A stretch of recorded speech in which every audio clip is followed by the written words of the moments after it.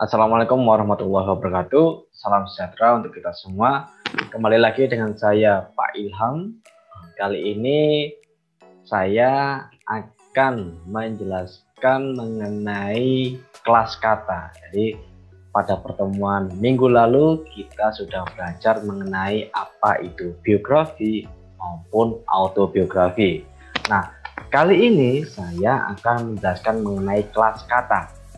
Apa sih kelas kata itu? Nah, nanti akan kita bahas bersama-sama secara umum dan secara mudah, lebih mudah.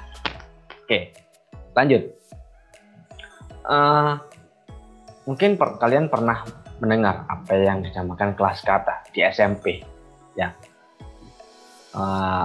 Apa sih Pak kelas kata itu? Nah, kelas kata adalah golongan kata dalam satuan bahasa berdasarkan kategori bentuk, fungsi, dan makna dalam sistem gramatikal. Nah, fungsinya yaitu untuk menyusun kalimat yang baik dan benar dengan berdasarkan pola-pola kalimat baku. Pemakai bahasa haruslah mengenal jenis dan fungsi kelas kata terlebih dahulu agar tidak terjadi kesalahan. Jadi, seperti yang kita bahas di pertemuan yang lalu, di kaidah bahasa teks biografi itu terdapat 5 kelas kata, ya. Kemarin ada kata kerja, kata sifat, kata keterangan, kata ganti, kemudian ada kata konjungsi atau kata hubung. Nah, kita akan membahas satu persatu secara umum saja, tidak secara detail, tapi yang jelas nanti secara umum apa saja sih kelas kata itu. Nah, kelas kata dibagi menjadi beberapa bagian. Nah, yang pertama itu ada kata kerja atau nama lainnya verba. Yang kedua kata sifat, nama lainnya adjektiva.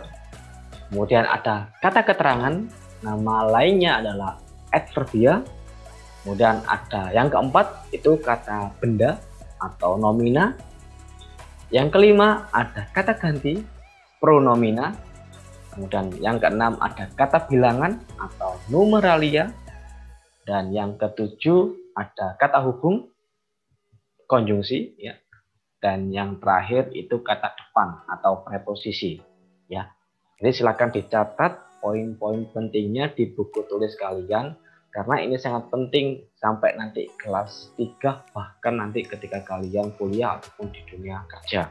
Ya, kalian harus bisa membedakan 8 jenis kelas kata ini.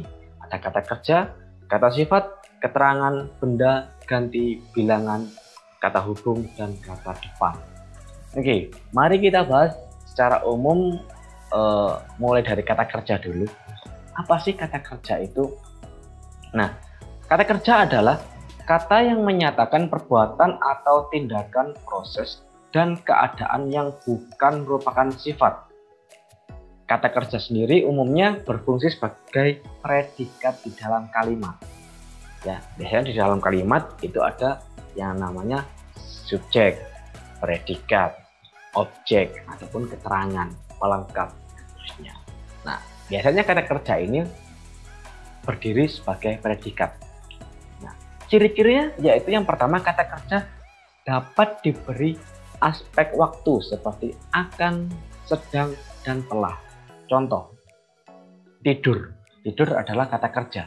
Misalkan kita beri keterangan tambahan aspek waktu. Akan tidur, sedang tidur, telah tidur, atau selesai tidur. Bisa nggak? Bisa, berarti itu adalah kata kerja.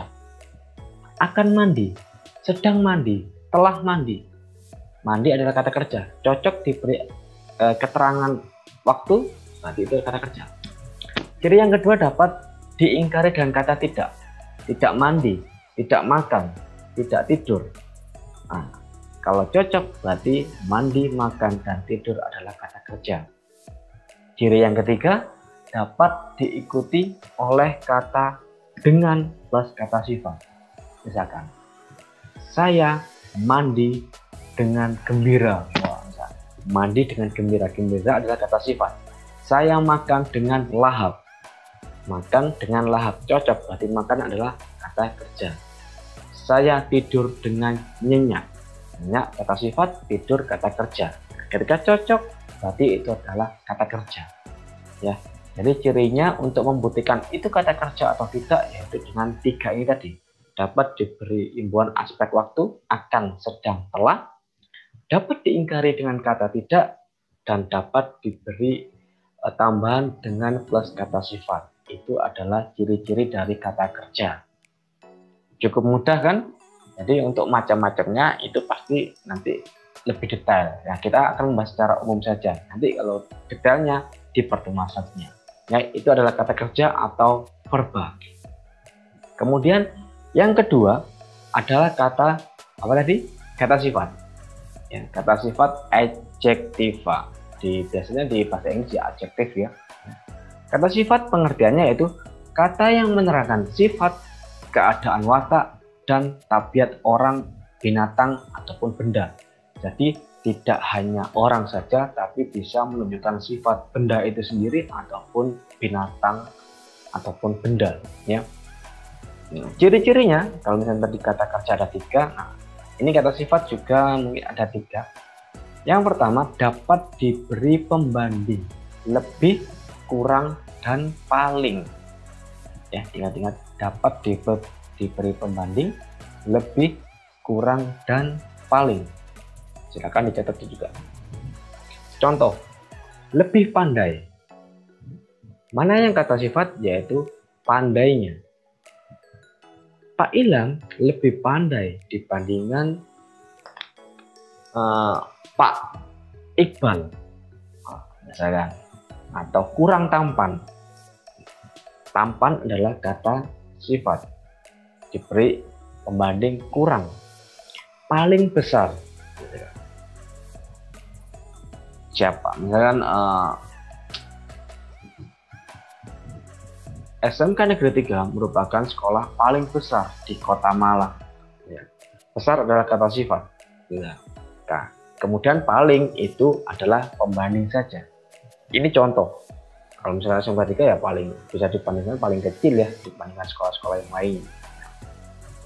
Yang kedua, dapat diingkari dengan kata tidak. Tidak pandai, tidak tampan, tidak tinggi, tidak pendek, tidak luas, dan seterusnya. Ya. Nah, tidak terharu, tidak menyenangkan. Ya. Ingat, kata sifatnya bukan yang tidak, bukan yang lebih, bukan yang kurang, bukan yang paling, tapi yang warna kuning di sini ya, tidak terharu, tidak menyenangkan. Kemudian ciri yang ketiga, dapat diberi keterangan penguat, sangat amat sekali. Ya. Contoh, sangat menyakitkan, sangat memilukan, ya.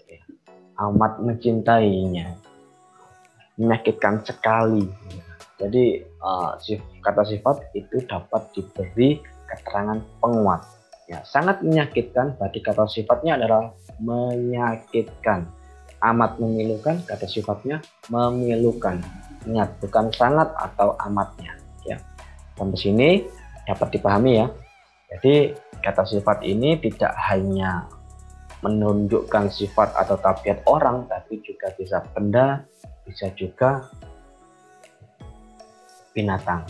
Ya, keras, nah kursi ini empuk, kemudian bantal ini empuk, ruangan ini bersih, ruangan ini luas. Nah, itu adalah kata sifat seperti itu. Ya.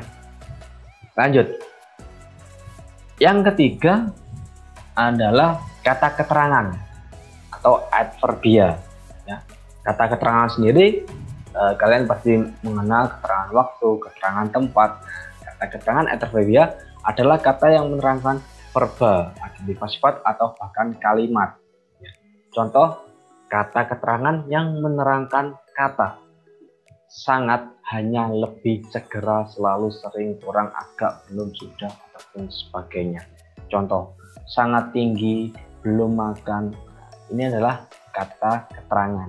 Tinggi adalah kata sifat, sedangkan sangat adalah kata keterangan yang menunjukkan penguat.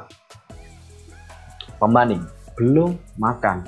Ya, makan adalah kata kerja, belum adalah kata keterangan yang menunjukkan waktu. Ya, belum makan, akan makan, telah makan. Ya. Ini adalah contoh kata keterangan yang menerangkan kata. sudah meninggal. Meninggal itu adalah kata kata kerja. 2. Menerangkan kalimat. Nah, ini kata menerangkan kalimat ini yang biasanya kita sering temui. Keterangan waktu ataupun keterangan tempat. Kemarin, besok, lusa, tapi biasanya kadang-kadang ada kalanya, rupanya, dan seterusnya. Contoh, mereka pindah rumah kemarin. Ya, mereka pindah rumah kemarin. Mereka subjeknya pindah. Pindah itu karena kata kerja, predikat, rumah objeknya, kata benda, kemarin adalah kata keterangan waktu. Seperti itu. Jadi kata keterangan bisa menerangkan kata, bisa menerangkan kalimatnya. Seperti itu. Ini secara umum. Tapi ketika diperinci lagi, kata keterangan ini dibagi menjadi lebih banyak. Nanti mungkin di pertemuan selanjutnya akan saya bahas satu persatu secara detail. Ini kita bahas secara umum saja. Itu ya, kata keterangan adverbial. Itu adalah kata yang ketiga kita bahas di kelas kata.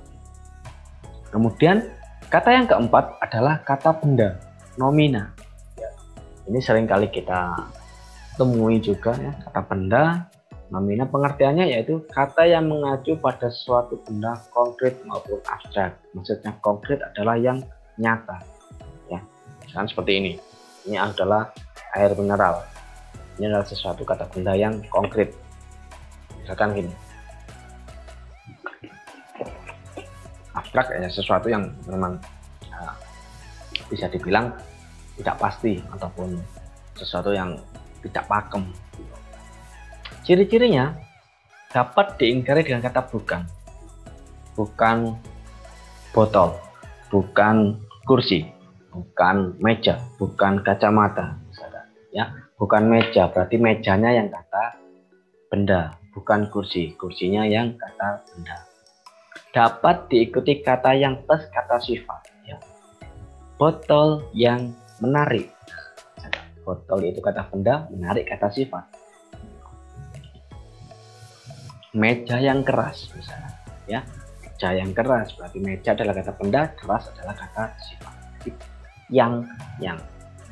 Kalau tadi kata kerja itu dapat diingkari kata sifat dengan maaf ya, dengan mandi, dengan bagaimana tidur, dengan kalau kata sifat, kalau kata benda, meja yang bagaimana, seperti itu ya, kursi yang nyaman, seperti ini contoh ya, kata benda atau nomina. Ya mudah, intinya ya sesuatu yang memang mengacu ke benda konkret itu pasti namanya kata benda atau nomina. Ya, ini yang ke-5, kata ganti. Kemarin di teks biografi atau autobiografi itu pasti kita sering menemui yang namanya kata ganti atau pronomina. Adalah kata yang dipakai untuk mengacu atau mengganti pada benda lain. Dalam arti benda lain di sini bisa benda yang konkret ataupun ke manusia. Seperti saya, aku, kami, kita, engkau, anda, dia, mereka, beliau. Ya, kata ganti. Kemarin ibu kepala sekolah menyampaikan bahwa Isra Mi'raj akan diadakan secara daring. Beliau berjanji, beliau di sini mengganti dari ibu kepala sekolah. Bapak Ilham dan Bapak Ijul adalah salah satu staf kesiswaan. Mereka berdua adalah guru bahasa Indonesia, ya kan? Nah, mereka ini adalah pengganti dari Pak Ilham dengan Pak Ijul, seperti itu, ya.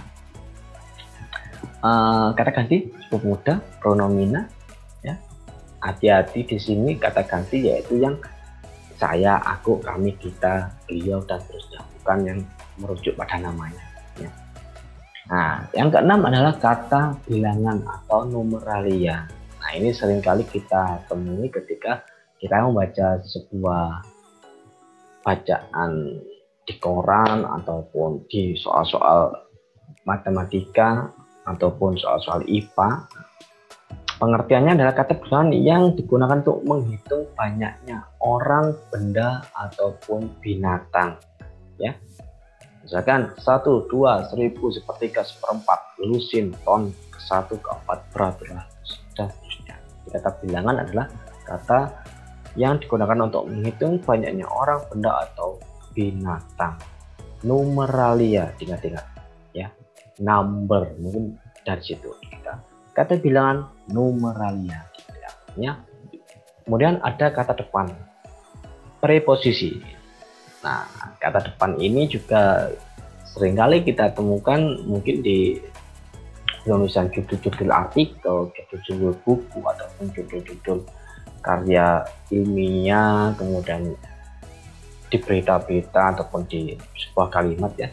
Kata depan merupakan kata yang menunjukkan keterangan seperti di, ke, dari, pada, kepada, dengan, bagi, guna, untuk.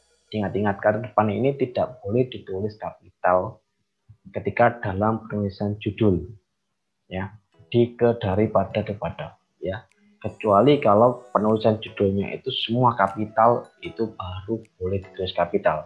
Tapi kalau misalkan hanya huruf depannya saja di sebuah kata atau kalimatnya, itu berarti tidak boleh ditulis kapital. Rumahku di Malang. Nah, di ini menunjukkan tempat, berarti harus di spasi. Sedangkan kalau tidak menunjukkan tempat, berarti tidak boleh di spasi atau dipisah. Aku akan pergi ke perpustakaan. Ya, ke perpustakaan berarti dipisah karena itu menunjukkan tempat. Bandingkan dengan kalimat di bawah ini, di bawah menunjukkan tempat berarti di spasi. Ketika mandi aku diintip seekor cicak. Diintip bukan kata keterangan tempat, berarti D-nya digandeng ya. Kemudian aku kemarin dipukul sama temanku. Dipukul berarti digandeng. Di sana Pak, di sana harusnya dipisah karena menunjukkan tempat ya. Seperti itu contohnya ya. Ingat-ingat, kata depan kalau menunjukkan tempat harus di spasi, kalau tidak berarti harus digandeng gitu ya. Lanjut, yang terakhir adalah kata hubung atau konjungsi. Kemarin beberapa teks itu juga, atau semua kalimat, semua paragraf, semua kata itu pasti menunjukkan atau mempunyai elemen yang namanya kata hubung ya. Kata hubung antar kalimat, kata hubung antar klausa, kata hubung antar kata seperti dan, atau, tetapi, agar, supaya, oleh karena itu, meskipun, ketika, karena, antar, dan seterusnya ya. Jadi kata hubung itu kurang lebih macam-macamnya ada 16 kalau nggak salah yang menurut PUEB. Jadi nanti sama halnya kata-kata yang tadi dijelaskan secara rinci mungkin di pertemuan selanjutnya. Kita membahas secara umum saja di sini. Nah, contohnya ketika Andi menyapu lantai, adiknya mencuci motor. Ya, ketika di sini adalah kata hubung. Firman minum obat karena sakit. Saya mandi ketika anak saya bermain dengan temannya. Jadi dan, kemudian, yang, itu juga kata hubung. Ingat-ingat, kata hubung itu mudah. Kalau misalnya kita mencari di sebuah kalimat itu pasti ada ya. Ingat-ingat ya, ada 8, mulai ada kata hubung, kemudian tadi ada kata depan, kemudian ada kata bilangan ya, ada kata ganti, ada kata benda, kemudian ada kata keterangan, kemudian ada kata sifat dan kata kerja terakhir. Nah, ya, silakan ditulis poin-poin pentingnya karena nanti juga ulangan pasti akan keluar sampai ujian nasional. Meskipun ujian nasional nggak ada, nanti mungkin di soal-soal AKM, kemudian di tes perguruan tinggi juga butuh ini ya. Jadi kalian harus bisa membedakan apa yang dimaksud dengan kata kerja, kata sifat, kata keterangan, kata benda, kata ganti, dan seterusnya. Nah, sekarang ada beberapa soal singkat. Silakan dijawab di buku tulis kalian. Jadi setelah kalian merangkum atau meringkas materi ini, mungkin ada 1 lembar atau 2 lembar, Dibaliknya silakan langsung menjawab soal ini. Ya, ditulis soalnya, kemudian langsung jawabannya, soal langsung jawaban, soal langsung jawaban. Ya, kemudian nanti dikumpulkan di mana, Pak? Dikumpulkan melalui Google Class yang linknya akan saya bagikan nanti. Ya, ini 3 soal singkat. Yang pertama, buatlah 2 kalimat kompleks dengan menggunakan tambahan konjungsi. Ingat, kalimat kompleks berarti ada 2 kata kerja atau lebih. Ya, kalimat kompleks itu ciri-ciri dari kaidah bahasa teks laporan hasil observasi. Buatlah 2 kalimat kompleks dengan menggunakan tambahan konjungsi. Yang pertama, ya, kalimatnya harus sesuai dengan jurusan kalian. Kalau misalnya jurusan kalian tetap boga, silakan buat kalimat yang memang kalimatnya itu menerangkan tata boga. Entah itu aktivitasmu, entah itu pelajaranmu, terserah. Yang penting tata boga.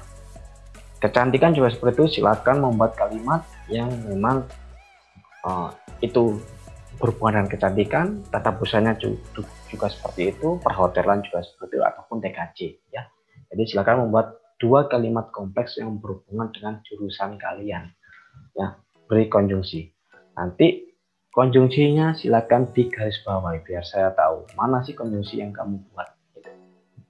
Yang kedua, buatlah 2 kalimat yang menggunakan kata pronomina. Buatlah 2 kalimat yang menggunakan kata pronomina. Nah, ini wajib ada nama kalian di kalimatnya. Ya, silakan nanti kata pronomina atau kata gantinya digarisbawahi. Sama halnya seperti tadi konjungsi. Ya. Jadi silakan membuat kalimat yang menggunakan kata pronomina. Nama kalian jangan lupa ditulis di kalimatnya. Yang ketiga, buatlah 1 kalimat yang menggunakan kata verba dan adverbia. Ya, ingat-ingat, 1 kalimat, di dalam kalimat ini sudah terdapat 2 kata. Ada verba dan ada adverbia. Apa itu verba? Ingat-ingat. Dan adverbia itu apa? Silahkan dilihat di buku catatan kalian masing-masing yang kalian tulis tadi ya. Jadi ada 3 soal tapi ada 5 jawaban. Soal nomor 1 ada 2 jawaban, soal nomor 2 ada 2 jawaban, dan soal nomor 3 ada 1 jawaban. Ada 5, silahkan dikerjakan. Kalau sudah silahkan langsung dikumpulkan ya. Oke, jadi mungkin kalau misalkan dari penjelasan kelas kata ini ada 8 jenis kelas kata, kalian mungkin kurang paham atau ada yang ingin ditanyakan, silakan tulis di kolom komentar, beri nama, kelas, ataupun nomor absen, kemudian pertanyaan kalian apa. Nanti akan saya jawab ataupun saya bahas di pertemuan selanjutnya. Seperti itu ya. Jadi jangan lupa like, kemudian subscribe, ataupun share jika ini memang bermanfaat untuk kalian, biar teman-teman yang lain juga tahu. Saya juga lebih semangat lagi untuk membuat video-video seperti ini gitu ya. Terima kasih, sampai bertemu di pertemuan selanjutnya. Semoga sehat selalu, kemudian tetap jaga kesehatan, dan jangan lupa tetap berolahraga ataupun makan makanan yang bergizi. Terima kasih. Wassalamualaikum warahmatullahi wabarakatuh.